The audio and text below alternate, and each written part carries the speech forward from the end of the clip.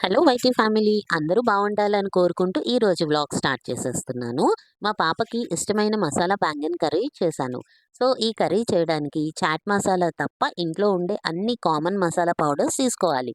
నేను ఇక్కడ ఒక్క బ్రింజాల్తో చేశాను కాబట్టి అన్ని పౌడర్స్ కొంచెం కొంచెం తీసుకున్నాను.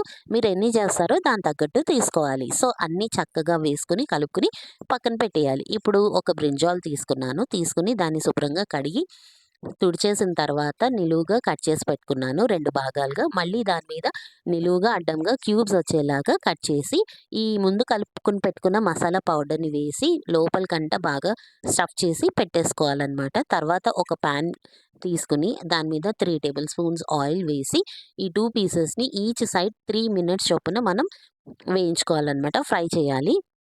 ఈ కర్రీని ఎప్పుడో ఒక్కసారి చేసుకుంటే బావుంటుంది గైస్. ఏంటంటే రెగ్యులర్ బేసిస్‌లో తినాలంటే హెల్త్ పాడైపోతుంది. మేమసల చాలా తక్కువ తింటాం ఆయిల్ అనేది.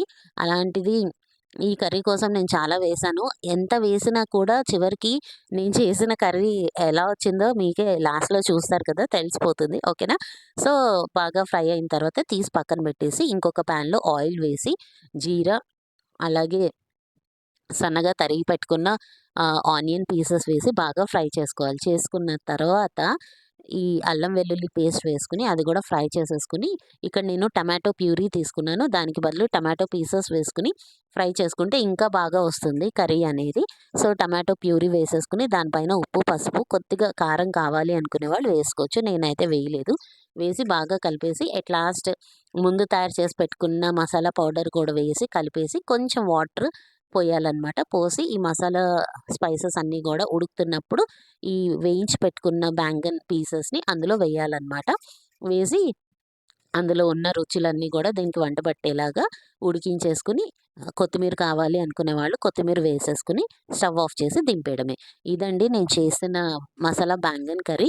టేస్ట్ మాత్రం చాలా వచ్చింది. అండ్ ఈ వీడియో గనుక మీకు నచ్చినట్లయితే ప్లీజ్ లైక్ చేసి, షేర్ చేసి, సబ్స్క్రైబ్ చేయండి. అలాగే మీకెలా అనిపించిందో కింద కామెంట్ సెక్షన్‌లో కామెంట్స్ పెట్టండి. ఓకేనా? అండ్ ఇదివరకటి వీడియోలో ఒక సత్యం చెప్తానని చెప్పాను గదా! ట్రావెల్ వ్లాగ్‌లో.